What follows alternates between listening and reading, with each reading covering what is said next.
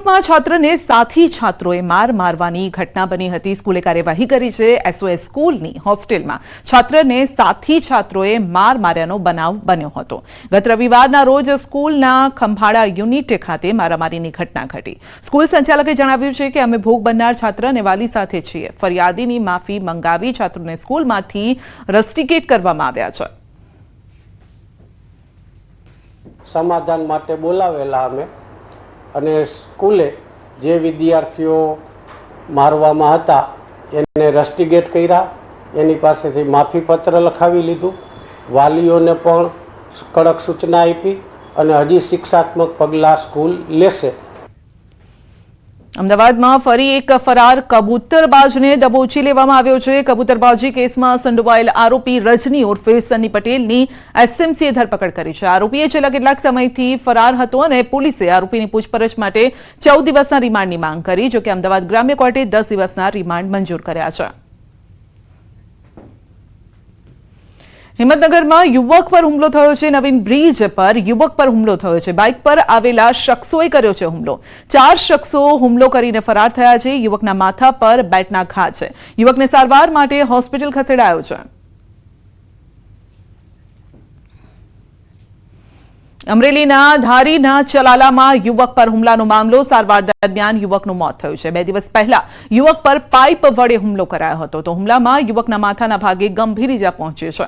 યુવકનું મોત થતા મામલો હત્યામાં પલટી ગયો છે અને મૃતક મિત્રના ભાઈઓ વચ્ચે મિલકત વિવાદમાં સમાધાન કરવા ગયો હતો અને જે સારું નહીં લાગતા આરોપીઓએ હુમલો કર્યો છે। આરોપી ભાવેશ હીરપરા સામે હત્યાનો ગુનો નોંધાયો છે અને ચલાલા પોલીસે આરોપીની ધરપકડ કરી છે।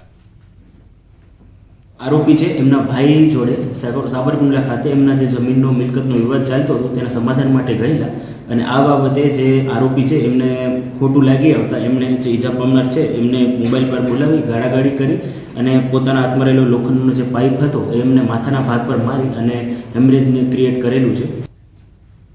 બનાસકાંઠામાં યુવતી પર દુષ્કર્મનો મામલો છે। મુખ્ય આરોપી વિશાલ બૈરાની અટકાયત કરાઈ છે। આરોપીઓ યુવતી સાથે આચર્યું હતું દુષ્કર્મ। અશ્લીલ વિડીયો બનાવી દુષ્કર્મ આચરવામાં આવ્યું। અલગ અલગ લોકોએ દુષ્કર્મ આચર્યું અને દુષ્કર્મ આચર્યું ત્યારે આરોપી સગીર હતો। અન્ય આરોપીઓને પકડવા માટે કવાયત હાથ ધરાઈ છે।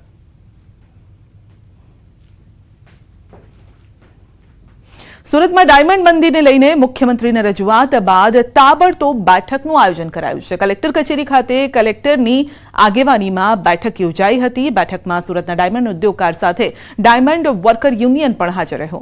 કલેક્ટરને હીરા ઉદ્યોગ માટે સ્પેશિયલ પેકેજની સાથે વ્યવસાય વેરો માફ કરવા માટે માંગ કરી છે। નોંધનીય છે કે ગઈકાલે મુખ્યમંત્રીને રજૂઆત પણ કરવામાં આવી હતી। મુખ્યમંત્રી શ્રી ભૂપેન્દ્રભાઈ પટેલને આવેદન પત્ર આપવા માટે ગયા હતા।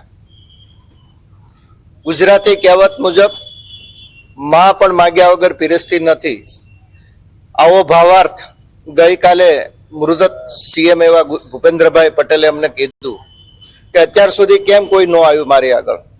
રત્ન કલાકારોની સંવેદના ને ઓળખે છે સરકાર, રત્ન કલાકારોની સંવેદનશીલ છે, તો સરકાર કાંઈ ને કાંઈ રત્ન કલાકારો માટે આપશે એવી આશા છે। કારણ કે મુખ્યમંત્રી દ્વારા આ બધું કહેવામાં આવ્યું છે, તો આ કલેક્ટરના સ્થાને ઇતિહાસની અંદર પહેલી વાર બેઠક કરવામાં આવે છે, તો આશા છે કે કાંઈક તો આવશે જ।